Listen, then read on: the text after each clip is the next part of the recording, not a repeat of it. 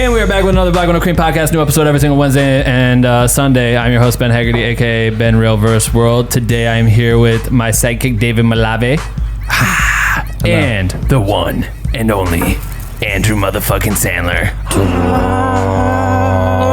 You may know him from being on the podcast already. You may know him for interviewing me on the podcast, the same podcast. Or you've probably seen his work because it's all over the fucking internet. Andrew's directed videos for, let's name off some artists. I can do this shit. Chris Brown, Mary J. Blige. Recently, Blink-182, Dave East, Snoop Dogg, Youngblood. Like, you just were in Bulgaria shooting a Youngblood video. Who else? I can't think of any videos. Pitbull. Pitbull, yes. Andrew's directed and produced a fucking shit ton of music videos. So we wanted to talk about music video treatments. So we're calling this Music Video Treatments 101. And we'll get to that right after this intro that is fire as fuck. Let's get it.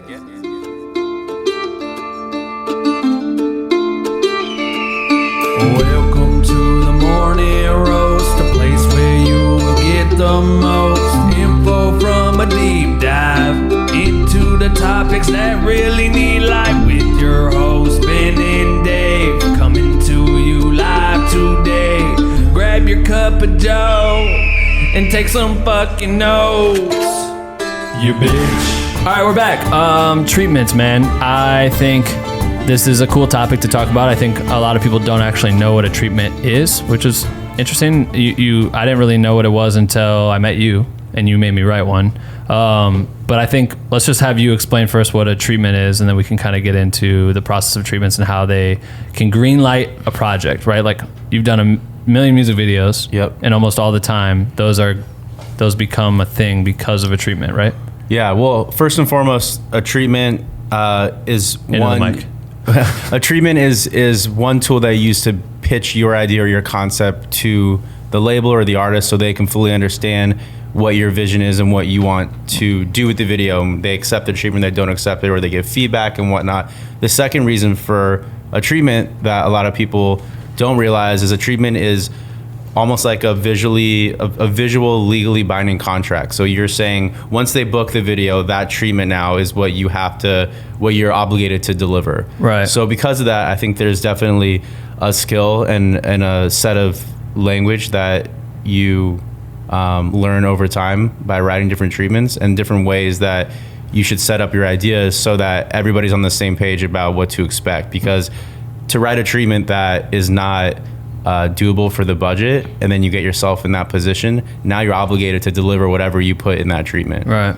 So there'll be a lot of times where I'll send a treatment in and I'll be asked to take out, even though I know I want to do certain things, I either have to change the language around to make it a little more broad or vague, or right, saying dependent on budget or whatnot. Right. But it needs to be easily understood by all parties involved, by your producer, by the label, and by the artist. Because I feel like, so if you're listening, you still don't. So what a treatment is essentially, you're creating like a PDF, a couple pages, right? You're illustrating a couple pages that gets your idea, your vision for a music. We'll just talk about this in music video spectrum. So this can go for everything: commercials, commercial work, photography, however, mood boards, all that shit.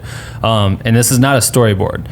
It's essentially the step before you would create a storyboard if you need to, but you are creating a couple PDFs that describe like Andrew's typical treatments, kind of, when we'll walk through what it is, but it kind of introduces who he is, his idea, and then he'll use different imagery to try to explain ideas or shots or potential colors or themes or whatever it is. But like what he's saying is, if you say an artist comes to you and they say we have $50,000 for a music video, and then you make a treatment that involves like VFX, like fucking Game of Thrones VFX and a dragon and all this shit that is actually unobtainable for $50,000, but that's your treatment, and you submit that and you're hoping that they read that treatment and like it and green light it, you probably won't get the job because you overbid. Basically, your idea is too big for what they can afford, so they may look elsewhere. But like for you, it's like you usually, when someone asks you to write a treatment, especially, I feel like now people are coming to you specifically to do a job, so they might not be asking other directors, but before it would be like you're submitting your idea against several other directors, right? For sure, yeah. So I mean,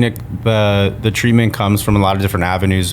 One way is that a label will send a song out to all the different director reps or production companies or specific directors and ask them to come up with an idea from the ground up. Here's the song, no brief with it, right? Sometimes they'll send out the song with some sort of little tidbit to build upon. You know, the band, you know, for the Blink-182 video I just did, it was Travis's idea. He was like, I want kids in red shirts to be doing this kind of dance. Right. And that's like a seed, right? And then I had to take that seed and then build something around it, which is why we came up with the whole one-shot concept in a gymnasium, right? Because you can just have a 4-minute video of the kids dancing. You got to build a concept around it.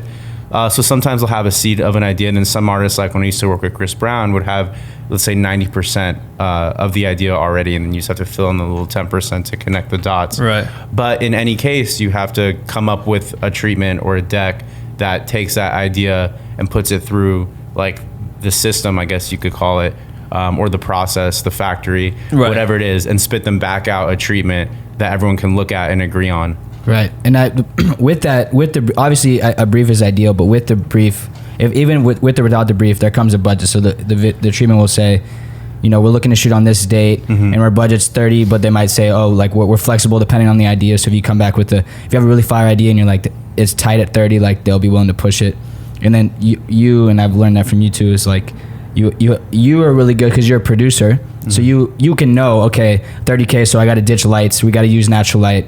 You know what I mean? Like you can think in that way, and I feel like that's something that's really critical and important. It's like being able to think of ideas, because anyone would think, oh, let's VFX a sun in, or let's VFX on Mars, but you have to be thinking within the budget and trying to create an idea that you know will work, because like you said, it's a contract. So even if the artist didn't really know a budget and thought, cool, like this idea is amazing, now you're over promising and you have no like ability to deliver at that level. Yeah, exactly. I think that comes with, just like you said, having the producing knowledge that I have and just experience over time is what I think has been able to dial in my treatments to a point now where I can say I think that my treatments are really dope. Right. Just the way that they look, the way that they feel, and just the language that I've been able to like understand and build over time. I think it was you. I remember like back in the day when I was writing treatments, you'd read a treatment and be like, you know, change the sentence, or it sounds too formal, or you know, switch out different words, and that stuff matters because you're talking to the artist, you're talking to the person who's reading this, and you want to be able for them to be able to connect to it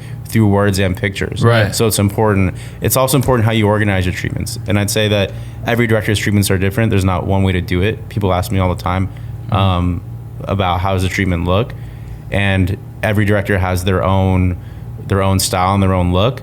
But I think if you can organize in a way, like I said, that's easiest for everyone to just understand. All that matters is that they understand your idea. Right. So however you decide to break that up, sometimes depending on the idea, I'll do 2 pages on, I'll start with a director's statement on the first page, after the title page, right? Director's statement. The next 2 pages is called look and feel.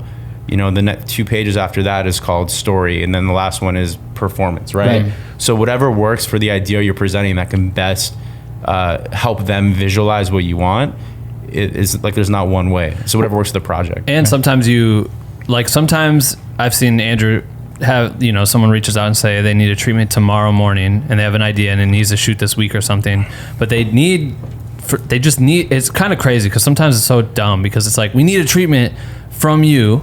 Yeah. And this is what we want to happen. Can you just put it on a piece of paper? And you'll literally do a one sheet that's just like, I'm Andrew. This is the idea. This is how I'll execute it. You show three, like literally 3 examples of photos. Yeah. So it doesn't always need to be an in-depth 6-page guide. Sure. You know what I mean? I think the ones that are one sheets for me are usually when it's a single bid, or I know ahead of time, like, you know, like the Blink-182 video, again, since it was Travis's idea, it was a single bid. I just delivered a 1-page treatment that just explained what I want. A single bid meaning that he reached out to you. I'm the only person writing on it, because sometimes, like we talked about earlier, you'll have 50 directors writing on it. And I know we talked about, there's also, because it feels like the Wild West sometimes, because there really is no process for it, and that is really frustrating, I think, for a lot of directors as well, because you could be one of 50 directors writing on it, and sometimes you'll take a whole day, you know, 2 days even, to write this treatment that you never hear feedback on, that you have no idea what's happening with, because the labels are having so many people write on it. And it's definitely a problem in the community, and there's a lot of people out there that are advocating for better practices and more respect within the community. There's one we're just talking about one place that's doing it called We Direct Music Videos. led by Daniel Kwan, who's half of the Daniels? the Daniels. And they're basically proposing better practices and kind of having music video commissioners and labels and production companies sign on to adhere to these guidelines, which makes the pitching process just a little more clear. Right. Right. Says, damn, they got Spike Jonze on this. Hero. Yeah. They got I mean, it's definitely people. an issue, and that's why a lot of people, it's great that they're doing this, because a lot of big directors are signing on board, because it just really helps everybody, not just the directors, but the labels as well, and the video commissioners. It helps put some sort of process to this process, which is like so crazy. Right. The three things that they have on here are there's 3 rules in short that are like the simple things that they're advocating for. As far as if you go to WeDirectMusicVideos.com, you can see it, and we can put this on the screen too. But 1, respect; 2, transparency; 3, minimizing free work, which we've talked about before, because it happens all the time where you may write an idea and you send it to the artist, and maybe there's like 10 other people that are submitting, and then all of a sudden they're like, oh, hey, sorry, we went with this other person. And then 2 months later, you see some of your idea coming out in their video. You know what I mean?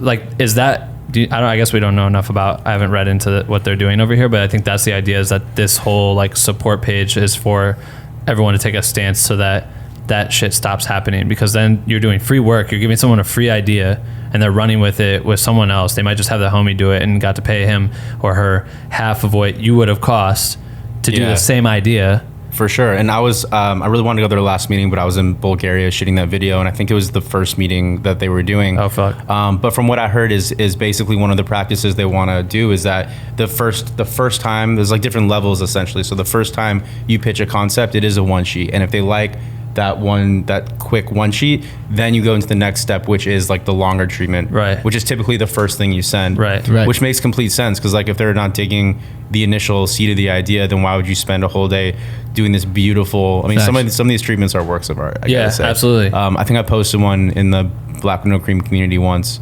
for the Zavaya video that I did, and that was actually on the shorter side of treatments I usually do. But if it's not a single bid, then you want your treatments to be a little bit longer, because the more you can do to visually show and explain your idea, the more chances you're gonna have of booking it. So do you feel like that? Like, I feel like that would almost it like pigeonholes a lot of people. It makes it the idea of just being able to basically type up 2 paragraphs that explain your idea essentially, and if they fuck with that shit, you move on. But I feel almost nervous. Like I would want a bigger canvas to be able to initially pitch, but at the same time, you spend 2-3 days doing this shit. Like that's what I don't think people understand, is if you're a music video director, right? You're a music video director, producer, full time. That's what you do every single week. Yeah. You're constant. How many? I mean, this has been the most insane, like, year of your life, but like over specifically like the last 3 months, you've been.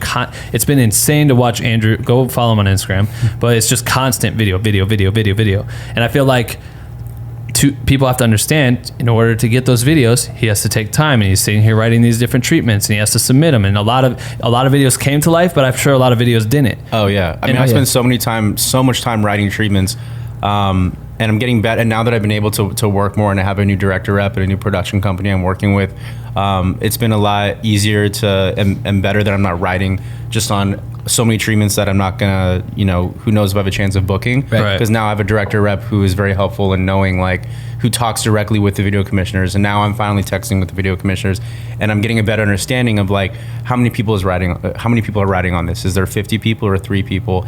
And if I have 2 shoots going on that week, and I'm supposed to write a treatment, and I know that 50 people are writing on this treatment, it might be something I pass on.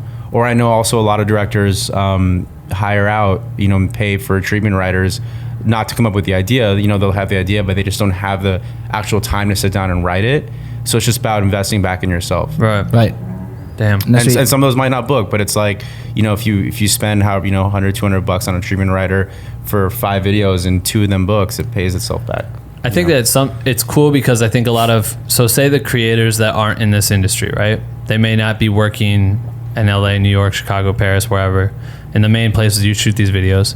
But this also can apply to creators who are elsewhere that are locally trying to just create ideas or come up with ideas, pitch things. And I think a lot of people don't understand that they can manipulate the same idea to pitch to like a local business, or, you know what I mean? You can use this as a way to express your thoughts and your ideas by showcasing other work that you're inspired by, that you would like to try to pull you know, as a reference and say like, I would love to shoot it in this vein, this color. I would love to shoot your fucking steak like this. There are a lot of directors who have templates. You know, like I know Matt Alonso has, Matt and Jacob both have templates online.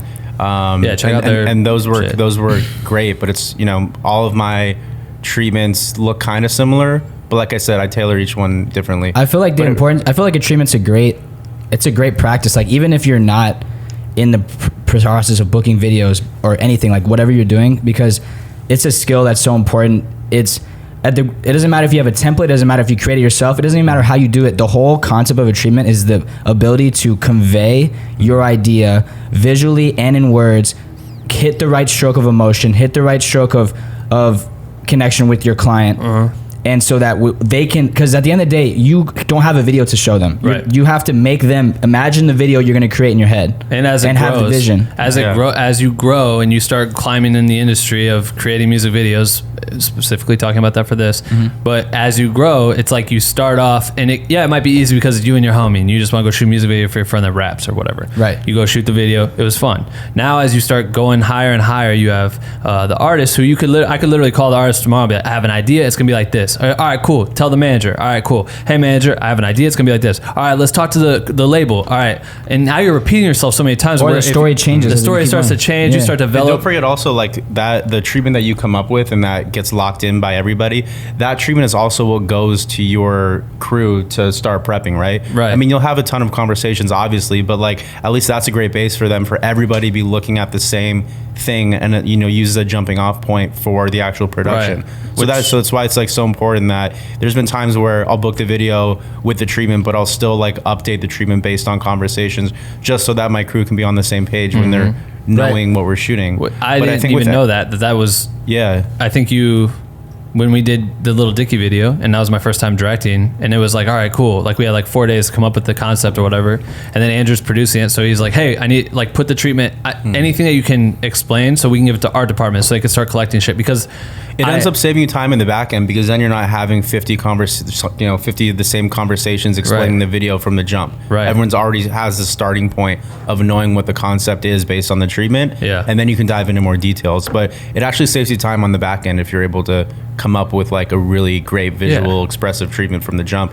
And I think it's important for any director to be able to develop the skill, because you can have the best ideas in the world, but if you don't know how to articulate or explain those ideas to a client, then those ideas will never come to fruition. Yeah. I mean, think about it. I think, sorry to interrupt again, but like even with Darren, Darren's an intern, he's behind the camera. Like he's pitching to a car company, right? And the way that he's pitching is similar, like it's in the same vein as a treatment. And it could be for anything. It could be for the restaurant. It could be for a brand you're working with. It could be for a wedding. It could be for whatever. The idea is that like it's an elevated way of pitching your idea. If you're able to walk step by step, give visual references, it's gonna look like this. Right. I'm gonna walk you through the story like this. This is how I'm gonna shoot it. This is what the story's gonna look like. This is what equipment we're gonna use. Blah blah blah. And it applies to everything, I feel like. It does. It absolutely. Andrew's taking some business calls real quick. It's an insane week. For real. It's like so good. But it's like, you know, it's funny we're having this conversation right now, because literally on the way here I had a call about a music video I'm doing in a couple of weeks with the artist, and they just sent me the song last night, and they were like, do you have a treatment yet? I'm like, guys, come on.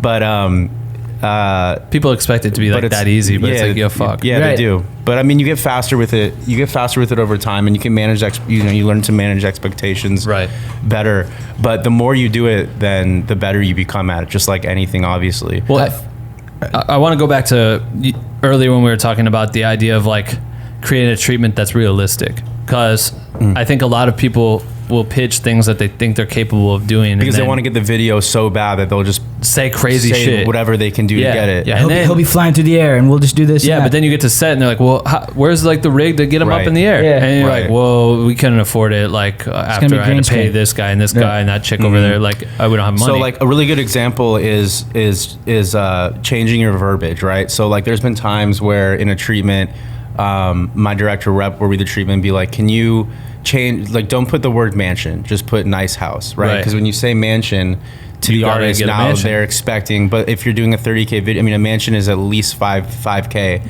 And I just know this from experience. This is just things that you pick up over time. And that's why you get better writing treatments, because you're more experienced with the production. You know what things cost. You know that you have 1 12-hour day. So if you put in the treatment that you're going to be at 8 locations, that's never going to happen. Right? So you just have to learn how to create ideas that work for the budget that you're given, right? When I first came out here and it was before did you produce or you directed 7th Streeter, Chris? Produced it. He directed it? Yeah. So Andrew's producing, Chris directed it. Chris had a bunch of ideas, right? So they had the treatment, whatever. And then that was my first time getting a taste of seeing a producer work.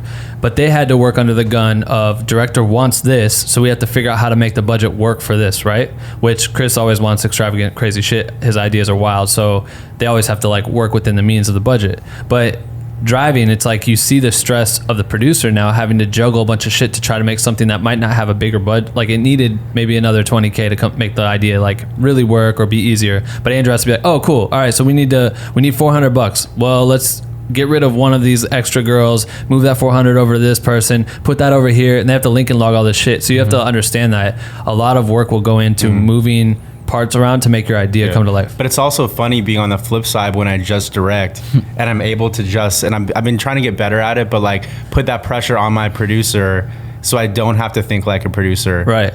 And just direct. Right. And put that pressure on her to help me make my vision work. Right. And sometimes she'll be realistic, being like, you know, this is not possible, like come up with a different idea, or she'll help me come up with a creative way. Dre?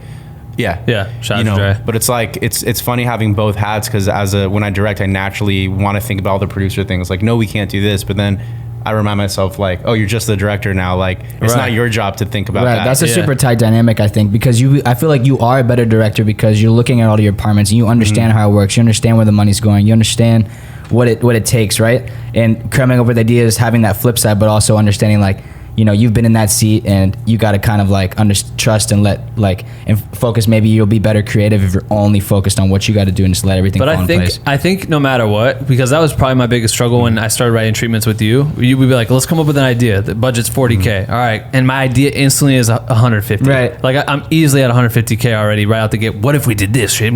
But you want to think so big. So you almost have to realistically understand how the money works, because just, you know what I mean? It's like, it's hard not to. And the treatment's like, it'll come if you just write whatever you feel like that shit will come back around. Like there'll be times where you put something in a treatment and the label goes, well, what you're on set, like, where is this Aston Martin that you wrote in the treatment? So that's why I refrain from putting like specific names of cars and treatments or anything that's too specific, because you might not deliver. So instead of Aston Martin, put nice car, or like however, you know, like however you would say. I feel like that's the interesting thing though, Ben, because like I feel like you will limit yourself.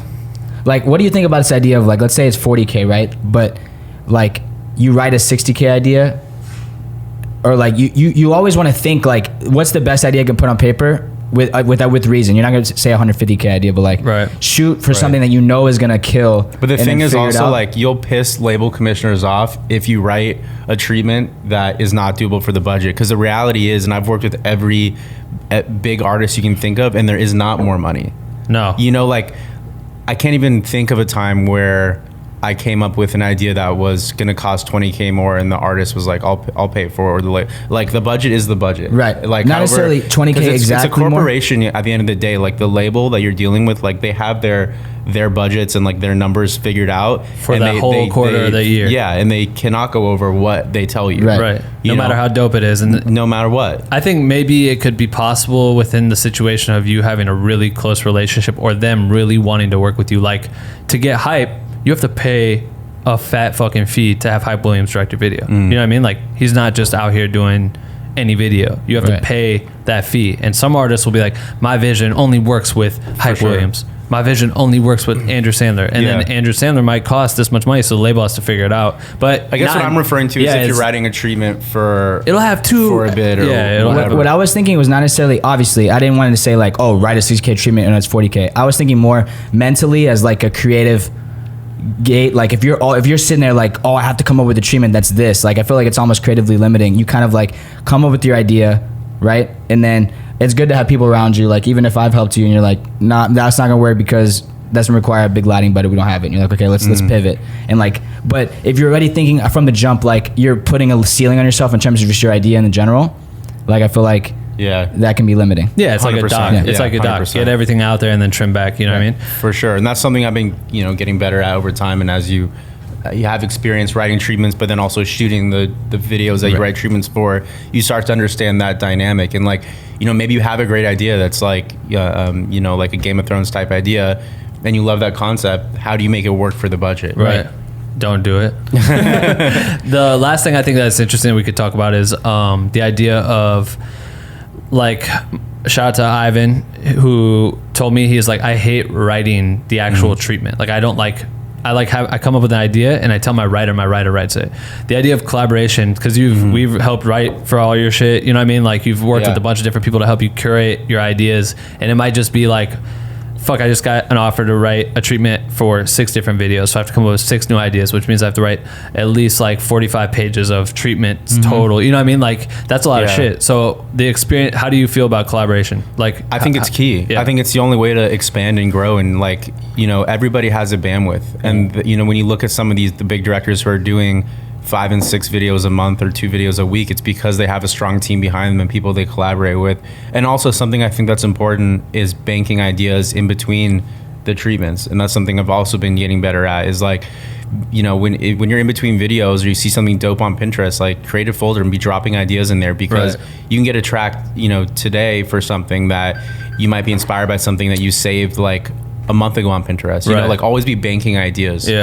And sometimes you can even reuse concepts that don't get booked. Yeah, exactly. No, that's super key. I also think people listening, because I feel like it's less common out here to find people who are willing to dive into ideas. And like, if something gets greenlit, you pay people, like, which is people, I don't think people understand that it's like a pseudo job. Yeah, you can come here and work on set as a PA and get paid $150 to do some dumb shit for the whole day. And just to be clear, like, you're not getting paid to write treatments. No, I'm saying if you got like a lot of like new people coming up in the business, understand like you're gonna write a ton of treatments and not get paid for them. Right. I feel like you gotta understand the investment. If you're in the position of you have a director who's willing to let you work on his stuff and like get you in the room to get on the set and to be in the and to even like hear the song, you know what I mean? Like, you have to understand the investment that can be towards your future, because it's like you're not, like, for example, like, I'm not having music videos come my way, right? But if Andrew hits me with a song, it gives me an opportunity to practice to write, so that one day when I do get the song, I already helped write 10, 15. You've learned how to conceptualize, package, share. And then I'm already already in the room, so it's like you were there when the idea was a seed and it became a thing, and then you get to see,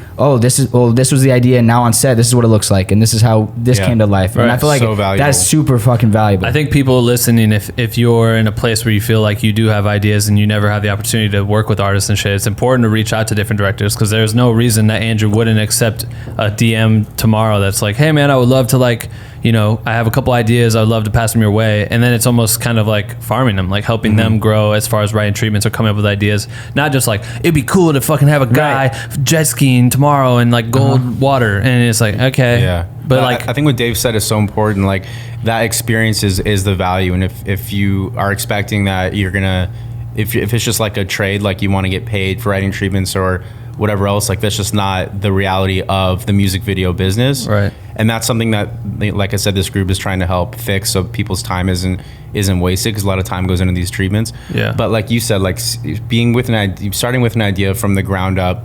Like, for example, Sterling Hampton helped me write the treatment for the Dave East video we just did, and he was able to see it the whole way through with me. And I know that experience for him was super valuable, because he hasn't been able to see that from start to finish, from a director standpoint before, like being on my side. And now he's developed his own relationship with the label commissioner, and he's doing his first music video with that label in a couple of weeks. So it's sick. Like, every opportunity is just a learning lesson. Absolutely. I feel like that's what we talk about in the guide too, and it's tough, but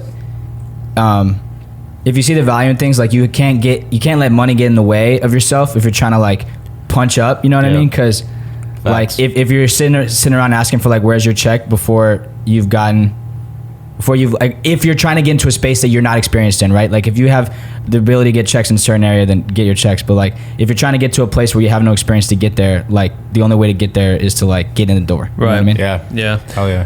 Do we have time to talk about reference images? Because I really want to ask him about that.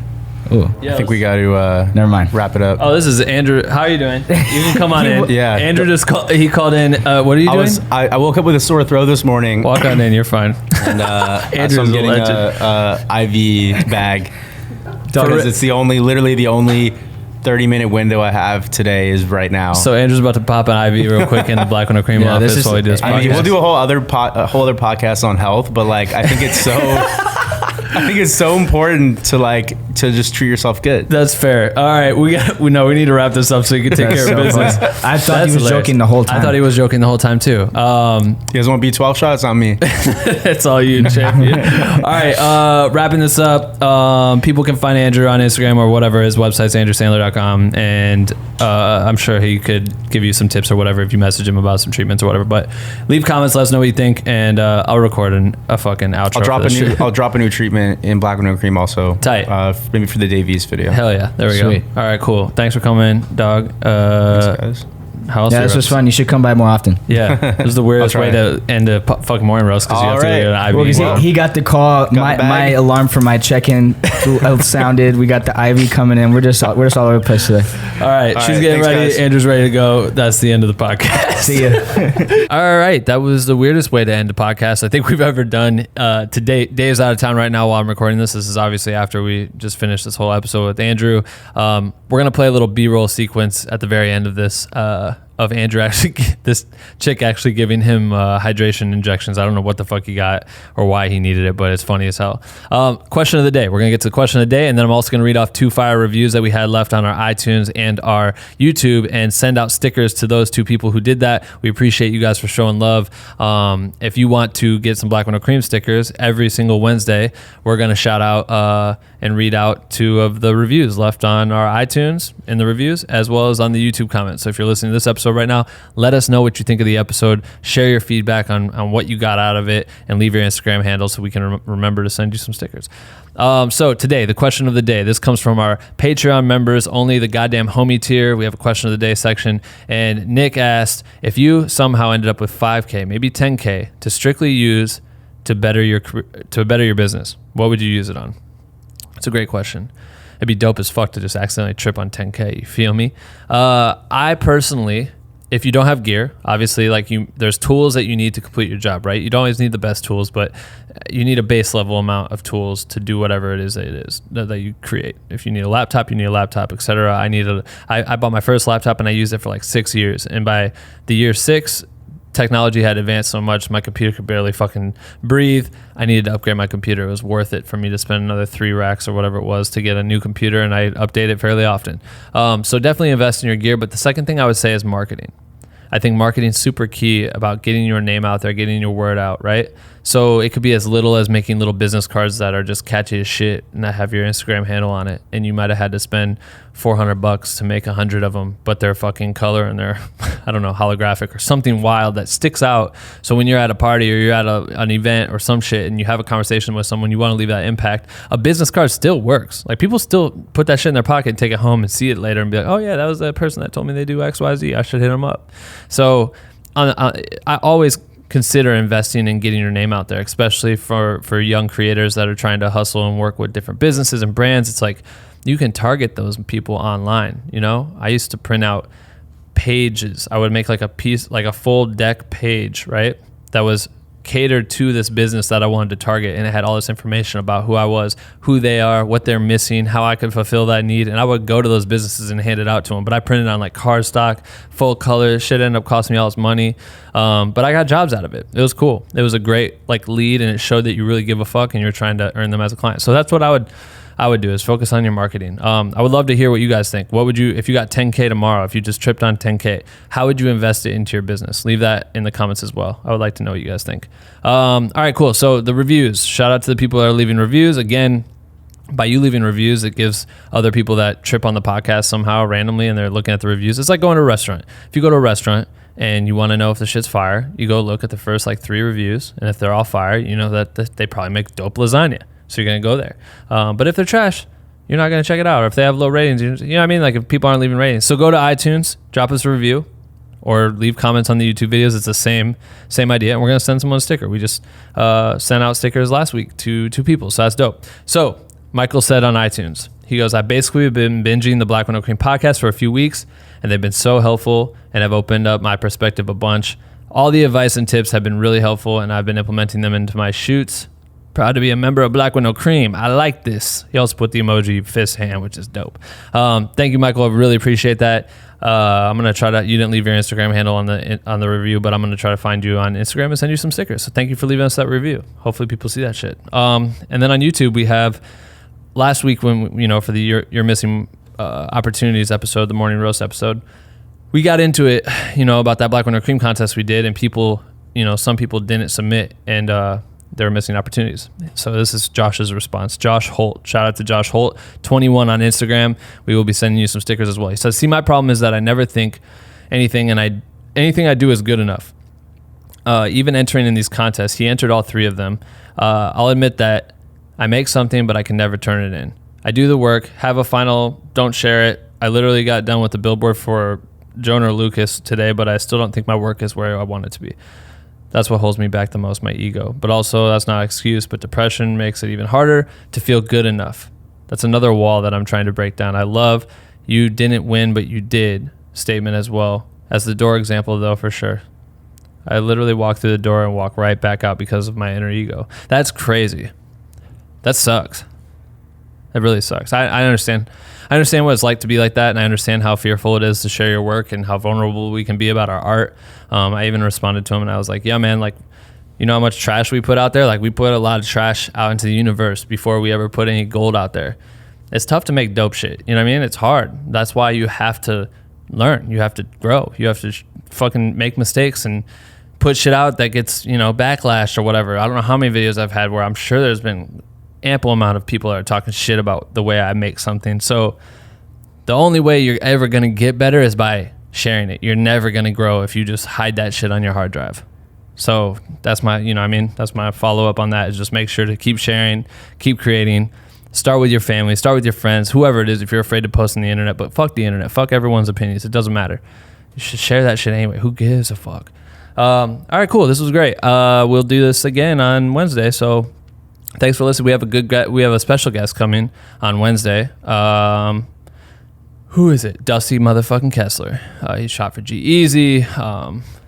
Fucking man, he's done everything. This dude's crazy. But we get into it about legalities of contracts and NDAs and the importance of reading over and understanding your value when reading those. So get ready for that on Wednesday, and make sure to leave your reviews again so we can send you some stickers. Thanks for watching, and let's check out this little B-roll clip of Andrew right motherfucking now. I think this is the most random thing that could ever happen in the Black and Cream office. We're just finishing a morning roast episode, and Andrew called in an IV. He's just trying to get some vitamins in his system real quick.